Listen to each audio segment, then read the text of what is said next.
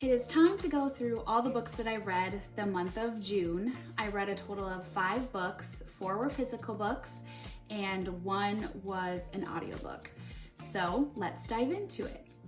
The first book that I read was Queen of Shadows by Sarah J. Maas, and I rated this 4 stars.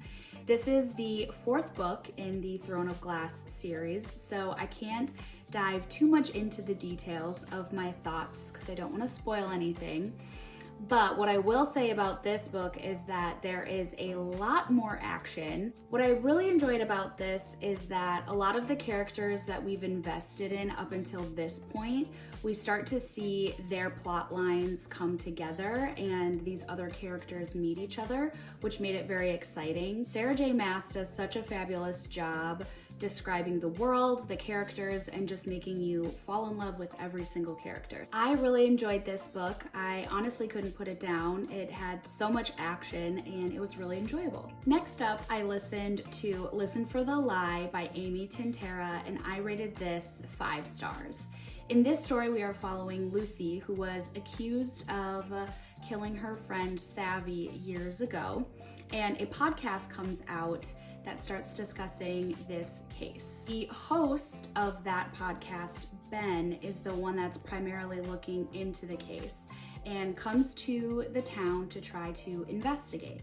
So it's dual point of view. There's obviously a mystery element to it because we don't exactly know what happened the night of Savvy's murder. The audiobook was very entertaining to read. I loved that there were some podcast clips in there that made it feel more immersive to the story, and honestly the ending really shocked me on who did it, so I thoroughly enjoyed this read. Next up, I read One Golden Summer by Carly Fortune, and I rated this 5 stars.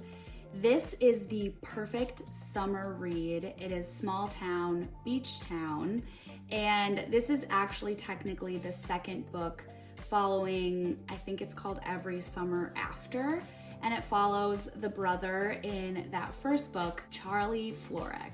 And Charlie is the perfect main male character. He was very misunderstood in the first book, so it was nice to see him in a different light and to just get a little bit more insight into who he is. Our female main character is Alice, and she is a photographer who actually captured a picture of Charlie, his brother, and one of their friends.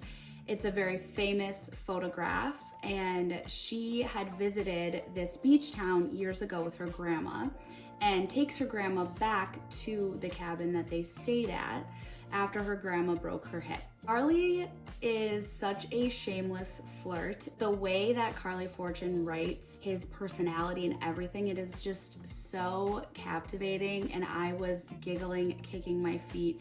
I absolutely loved every single scene in this story. What I also really enjoyed about this read is just the reminder of having kind of a childlike attitude sometimes and just embracing life and having fun. The way that the author writes the town as well, you feel like you're there. You feel like you're on the beach, running around in the sand, jumping in the lake. It is so amazing. Another thing that I really appreciated about this book is the way that the author reminds us to embrace the little moments and how important the little moments are. It's not always about these big grand gestures or these big moments. It's also about the little moments that you look back on and you miss. Because I think oftentimes we go through life and let moments pass us without fully embracing it and fully allowing ourselves to enjoy those moments. So I loved this book. It was so good. I honestly think I read this in probably almost 24 hours. It was so good. I could not stop reading it. Next up, I read The Last House Guest by Megan Miranda, and I rated this 3.5 stars. This story is centered in a beach town in Maine, so it's the perfect summer thriller read. We're following Avery, whose best friend passed away a few summers ago, and we get a little bit of a back and forth timeline of what happened the night that she passed and what is currently going on. There's a lot of drama, a lot of secrets. I think this book was somewhat predictable. I feel like I was not shocked by the ending and who was involved. Although I will say there was a lot of buildup to the ending. I also feel like I wanted more from this. There were so many side plots to this story that were so fascinating about different dynamics between parents and friends and boyfriends and girlfriends and all of the things. There was so much drama and secrets and kind of twists and turns, if you will, and I wanted more of that. I wanted that to be fleshed out. The relationship between Avery and her best friend was also very complicated and layered, and I would have loved that to be fleshed out more so that we could sort of grow this attachment to the characters, but there was so many things going on that I feel like you couldn't really become attached to any of the characters, but it was still super entertaining. I absolutely enjoyed it. Very, very fast paced, and it's not too creepy either. It's like kind of on the edge of your seat wondering what's going on. I really enjoyed it. It's the perfect summer thriller read. Last but certainly not least, I picked up Ghosted by J.M. Darhauer, and I rated this 5 stars. This is one of my favorite YouTubers, Sarah Caroli's favorite book. She rereads it almost every year, I'm pretty sure.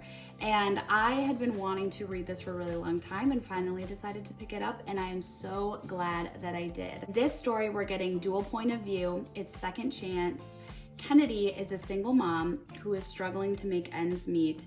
And then you have the main male character, Jonathan, who is a troubled actor. They have quite a colorful past together, and so you get a little bit of a back and forth timeline. This story is so much more than just a second chance romance. It discusses addiction, difficult family dynamics, and abusive relationships. This story is such a beautiful representation of forgiveness and second chances, and how people can change over time. The character development and growth throughout this story was so good, and I could not put it down. I thoroughly enjoyed it, and I'm so glad that I finally picked it up, and now I understand why Sarah Caroli literally reads this like every year. So I loved it. That is all the books that I read the month of June. I loved all of the books that I read. I'm excited to dive into some more summer reads in the coming months. But I thought it would be fun to update my book journal together since I haven't done it for the last, I think, 2 months. I haven't updated my book journal since April, so I still need to do May and June, so I thought I could take you with me on how I do my book journal. All right, we're gonna update my fancy book journal.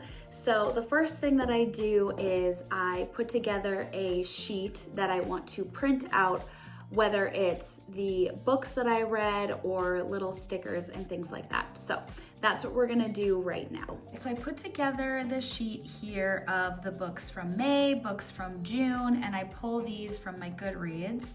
And then I just find a few little fun sticker-like things that I can print as well. So I'm gonna go ahead and print this so we can start adding them into my book journal. So I have the sheets printed. So I have my sheet of all the books and just a few little things that I can use as stickers.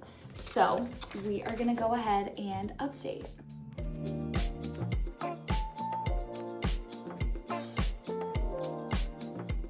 So now that I have the book pieces cut out, I am going to go through and fill out some of my book journal. So we'll have to do a cover page of the month.